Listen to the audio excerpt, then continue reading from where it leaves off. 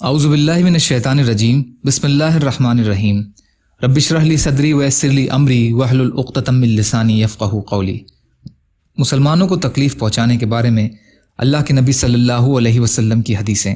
حضرت عبداللہ بن مسعود رضی اللہ تعالی عنہ سے روایت ہے کہ نبی کریم صلی اللہ علیہ وسلم نے ارشاد فرمایا، مومن کے لیے مناسب نہیں کہ وہ لعنت ملامت کرنے والا ہو۔ ترمذی شریف۔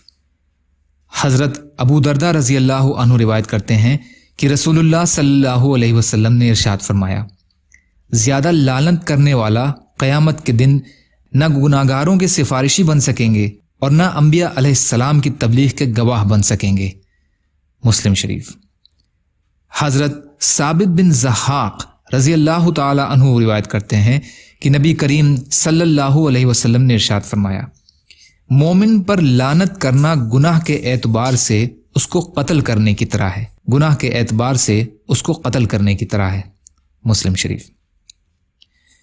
یا اللہ ہم سب کو کہنے سننے سے زیادہ عمل کی توفیق عطا فرما۔